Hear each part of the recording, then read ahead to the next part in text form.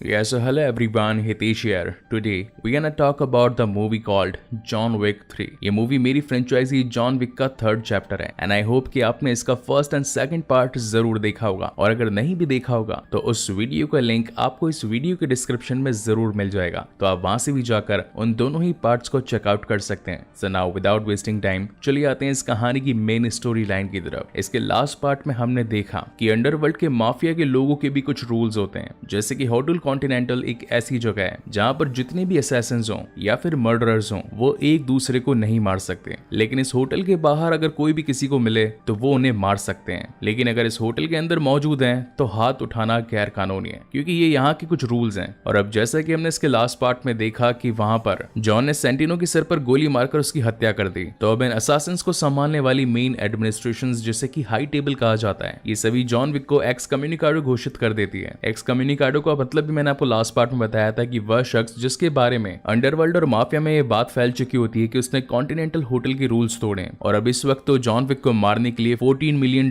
का कॉन्ट्रैक्ट भी पास हो चुका होता है, यानी कि कोई भी शख्स उसे मारेगा तो उसे हैंड टू हैंड $14 मिलियन मिल जाएंगे। यहाँ पर जॉन को भी इस इनाम के बारे में पता चल चुका होता है, लेकिन चालाक जॉन अपने आप को बचाने के प्लान्स रेडी कर रहा होता है। और इसी के साथ जॉन एक लाइब्रेरी में पहुंचता है जो कि न्यूयॉर्क में ही होती है। यहाँ पर वो एक किताब में अपनी वाइफ की तस्वीर देख पाता है और उस फोटो के अलावा उस बुक के अंदर कुछ पेंडेंट्स और साथ ही गोल्ड कॉइन्स भी मौजूद होते हैं। कहानी में आगे जाकर ये पेंडल जान बचाने में जॉन विक की काफी हेल्प करेंगे, जो कि मैं आपको आगे एक्सप्लेन करूंगा। इसी वक्त यहाँ पर जॉन को मारने के लिए एक असैसिन पहुंच जाता है और हमें इन दोनों के बीच में ही एक तगड़ी फाइट दिखाई जाती है। जैसा कि हम सभी जानते हैं कि जॉन बर्बादी का एक दूसरा नाम है, तो वहां पर वो उस शख्स को काफी पीटता है और एट द एंड उस किताब के छोर पर बंदे का मुंह रखकर उसका मुंह तोड़ देता है और वहां से भाग जाता है। जब जॉन वहां से भाग रहा होता है तभी उसके पीछे एक कोरियन गैंग पड़ जाती है। अब ये जो गैंग होती है फाइटिंग में काफी ज्यादा एक्सपर्ट होती है, लेकिन जॉन भी किसी से कम कहां था और वो एक एक करके यहाँ पर भी लाशों के ढेर बिछा देता है और वहां से भाग जाता है। मीनवाइल हम हाई टेबल की एक दूसरी माफिया को देख पाते हैं जिसका नाम होता है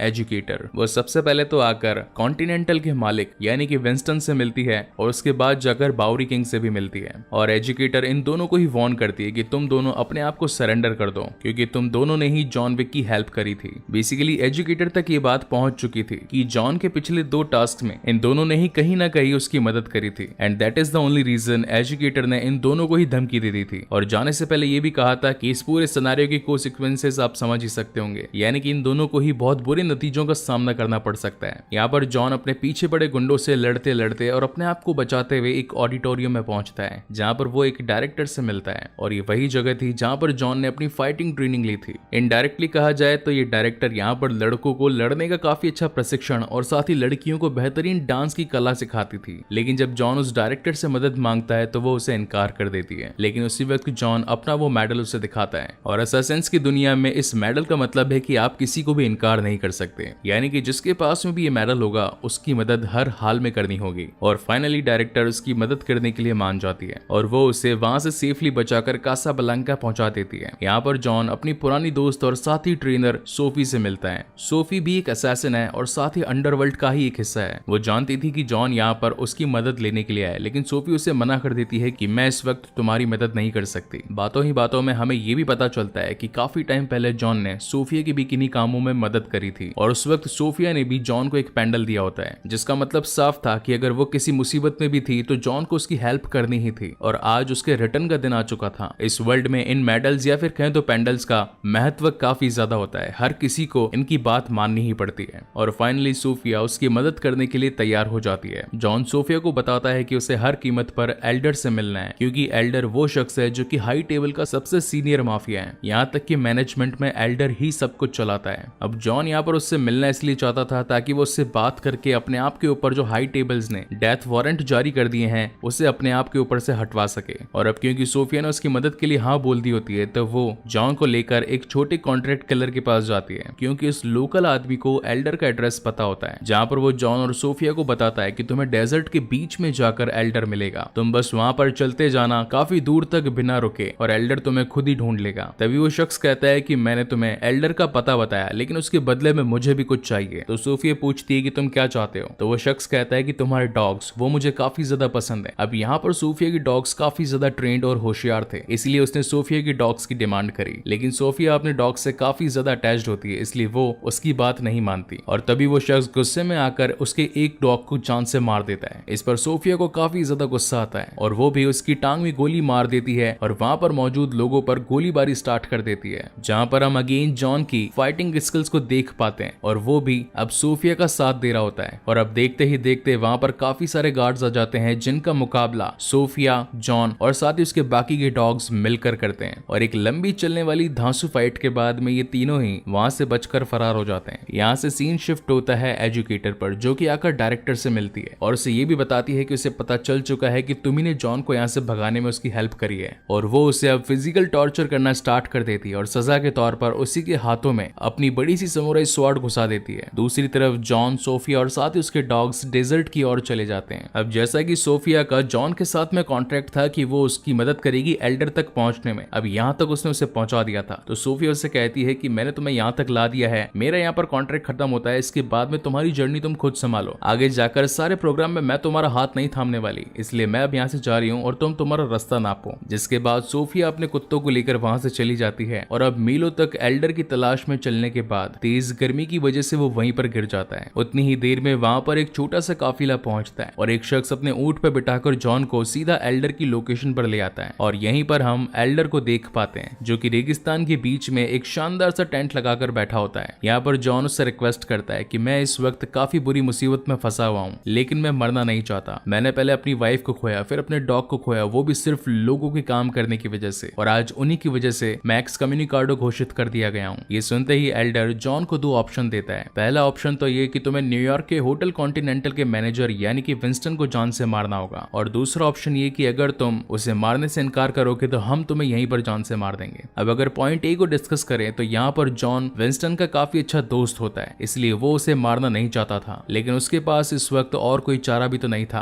और न चाहते हुए भी अब जॉन ऑप्शन ए को सेलेक्ट कर लेता है। और इनका एग्रीमेंट का तरीका भी काफी अलग होता है। यहाँ पर जॉन को एग्रीमेंट को डन करने के लिए अपनी एक फिंगर काटकर एल्डर को देनी पड़ती है, जो इस बात का ट्रस्ट दिखाती है कि वो इस एग्रीमेंट में शामिल हो चुका है। और अब उंगली काट कर दे देने के बाद में एल्डर जॉन विक को न्यूयॉर्क पहुंचाने का इंतजाम करता है, जिसके बाद हम जॉन को न्यूयॉर्क में देख पाते हैं। मीनवाइल एजुकेटर एक चाइनीज समुराई के पास पहुंचती है, जो कि एक बहुत ही ट्रेंड असासिन होता है, क्योंकि सिर्फ यही एक ऐसा शख्स था जो कि जॉन का मुकाबला कर सकता था। अब यहाँ पर एजुकेटर इसे हायर कर लेती है। इस बंदे का नाम होता है जीरो, जिसे कि अब काम मिल चुका होता है कि जॉन को ढूंढना है और उसे खत्म कर डालना है। इसके बाद में एजुकेटर सीधा बाउरी किंग के पास जाती है और उससे कहती है कि मैंने तुम्हें सरेंडर करने के लिए कहा था, लेकिन तुमने अभी तक सरेंडर नहीं किया, इसलिए सजा के तौर पर वो अपने एजेंट को, जिसका नाम होता है हंटर, उसकी तलवार की मदद से बाउरी किंग पर काफी ज्यादा वार करवा देती है, जिसकी वजह से बाउरी किंग वहीं पर घायल होकर गिर जाता है। वहीं दूसरी तरफ हम जॉन को देख पाते हैं जो कि न्यूयॉर्क के अंदर अब विंस्टन को मारने की प्लानिंग कर रहा होता है, लेकिन वहीं पर जीरो और उसके बाकी के शख्स उसके पीछे पड़ चुके होते हैं। और अगेन हमें यहाँ पर एक बहुत ही बेस्ट फाइट दिखाई जाती है जॉन और साथ ही जीरो के आदमियों के बीच में। साथ ही हमें यहाँ पर जॉन विक का एक बहुत ही प्यारा सा बाइक चेजिंग सीन भी दिखाया जाता है, और लिटरली कहूँ तो इस पूरे बाइक चेजिंग सीन के CGI और साथ ही ग्राफिक्स काफी बेहतरीन और काबिल तारीफ थे। यहाँ पर जॉन बड़ी मुश्किलात के साथ अपना बचाव करते हुए होटल कॉन्टिनेंटल में पहुंचता है, और अब जैसा कि कॉन्टिनेंटल में कोई भी किसी को नहीं मार सकता था, तो वहीं पर जॉन और साथ ही जीरो एक साथ ही एक ही सोफे पर बैठे होते हैं, जिनके सामने शैरन खड़ा होता है। जिसके बाद में जॉन की मुलाकात विंस्टन से होती है, और यहाँ पर विंस्टन भी उससे कहता है कि मुझे ऑलरेडी मालूम चल गया है कि तुमने मुझे जान से मारने का कॉन्ट्रैक्ट एल्डर से लिया है, हालांकि तुम मेरे दोस्त हो और चाहो तो तुम मुझे मार भी सकते हो। अब हालांकि यहाँ पर इन दोनों की ही बात हो रही होती है, तभी यहाँ पर एजुकेटर पहुंच जाती है और वो जॉन से कहती है कि जो तुम्हें कॉन्ट्रैक्ट दिया गया है उसे पूरा करो, यानी कि होटल के मैनेजर विंस्टन को जान से मार दो। लेकिन जॉन उसे नहीं मारता, जिसे देखकर एजुकेटर को बहुत ही ज्यादा गुस्सा आता है और फिर वो एक कॉल करती है और साथ ही अब ये बताती है कि होटल कॉन्टिनेंटल अब अंडरवर्ल्ड की टीम का हिस्सा नहीं है, यानी कि 1 घंटे के बाद से यहाँ पर वो सारे रूल्स जो कि माफिया ने बनाए थे वो सभी स्थगित यानी कि बंद कर दिए जाएंगे, और अब किसी पर भी कोई भी पाबंदी नहीं होगी, यानी कि कोई भी किसी को जान से मार सकता है, चोरी चकारी लूट मारी और जिसे जो भी क्राइम करना है वो कर सकता है। और आज से होटल कॉन्टिनेंटल हाई टेबल का हिस्सा नहीं है। और अब ये बात दुनिया के सारे असैसिन्स पे पहुंच जाती है कि न्यूयॉर्क के होटल कॉन्टिनेंटल को हाई टेबल्स ने अपना हिस्सा बताने से इनकार कर दिया है। जिसके बाद में हम एक हाई कमांडो टीम को देख पाते हैं जो कि बेहतरीन हथियारों के साथ में होटल कॉन्टिनेंटल में एंट्री करती है, और अब इन सभी का मकसद जॉन और साथ ही विंस्टन को जान से मारना होता है। ये फोर्स बेसिकली एजुकेटर ने बुलाई होती है। अब यहाँ पर एक तरफ तो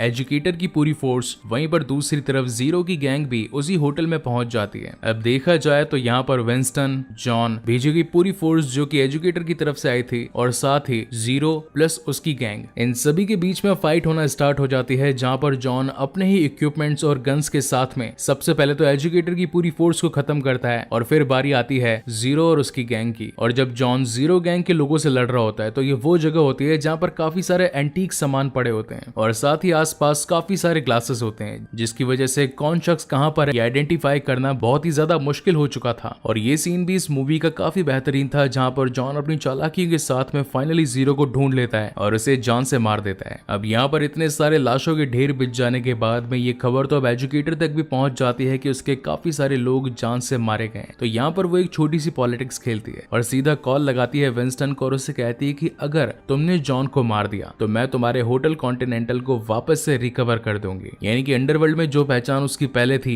वो अगेन क्रिएट हो जाएगी और अगेन तुम ही यहाँ के मैनेजर रहोगे, प्लस तुम्हें हाई टेबल्स में भी कोई ना कोई एक स्टेक मिल जाएगा। इतनी ही देर में जॉन यहाँ पर पहुंच जाता है। अब यहाँ पर वैसे तो ये दोनों ही दोस्त होते हैं, लेकिन फिर भी विंस्टन उससे ये बात छिपाने लगता है कि उसके पास में इस वक्त एजुकेटर का कॉल आया होता है, लेकिन जॉन भी चालाक था और उससे भी पता चल ही जाता है कि उसकी अभी अभी एजुकेटर के साथ बात हुई है। तब यहाँ पर विंस्टन जॉन को गोलियां मार देता है और कहता है कि सॉरी जॉन, मुझे मेरे होटल की आबरू को बचाना है और उसे वापस से अपने पहले वाली पोजीशन में खड़ा करना है। जहाँ पर एजुकेटर विंस्टन को गुड वर्क कहकर उसकी हौसला अफजाई करके वहां से अपनी कार में बैठकर चली जाती है। लेकिन इस वक्त एजुकेटर जॉन की बॉडी को देखना चाहती थी कि क्या वो सचमुच मर चुका है या नहीं, और चेक करने पर उसे पता चलता है कि जॉन की बॉडी तो वहां पर थी ही नहीं। इसीलिए वो वापस से विंस्टन के पास आती है और उससे कहती है कि जॉन की बॉडी वहां पर नहीं पड़ी थी, अगर वो सचमुच जिंदा बच गया तो वो तुम्हारे और मेरे लिए खतरे की घंटी बन सकता है। वहीं पर हम जॉन की डॉगी को देख पाते हैं जो कि उस होटल से भाग जाता है और भागता भागता एक स्ट्रेचर के पास पहुंचता है, जहां पर एक भिखारी जॉन को बुरी हालत में जमीन के नीचे सुरंगों से कहीं लेकर जा रहा होता है और वो दोनों फाइनली पहुंचते हैं बाउरी किंग के पास में, जिसके ऊपर हंटर ने काफी सारे तलवार से वार किए थे और घायल हालत में वहीं पर जिंदा छोड़कर चली गई थी। अब यहाँ पर बाउरी ने जॉन की जान इसीलिए बचाई थी क्योंकि उसे हाई टेबल से बदला लेना होता है और वो जॉन से पूछता है कि क्या तुम भी उतने ही गुस्से में हो जितना गुस्से में मैं हूँ। तो जॉन गुस्से की हालत में उठता है और जवाब देता है कि हाँ, मैं भी उतना ही गुस्सा हूँ जितना गुस्से में तुम हो। और इसी के साथ ये शानदार मूवी यहीं पर खत्म होती है। सो गाइस, आपको ये वीडियो कैसा लगा प्लीज मुझे लाइक और कमेंट करके जरूर बताइएगा और अगर पहली बार इस चैनल पर आए हैं तो इसे सब्सक्राइब जरूर कीजिएगा। और साथ ही आपको बता दूं कि मेरे व्लॉगर हितेश वाले चैनल पर कल ही मैंने अपने 700 के फैमिली वाला एक शानदार व्लॉग अपलोड करा है, जिसे देखकर तो मैं जानता हूं आपकी हंसी ही नहीं रुकने वाली है। उस वीडियो का लिंक भी मैं आपको इस वीडियो की डिस्क्रिप्शन में प्रोवाइड कर दूंगा, आप वहां से जाकर उस व्लॉग को जरूर चेकआउट कीजिएगा और एंड में ब्लूपर्स को जरूर देखिएगा। सो तब तक के लिए keep watching and stay safe. मिलते हैं अगले वीडियो में।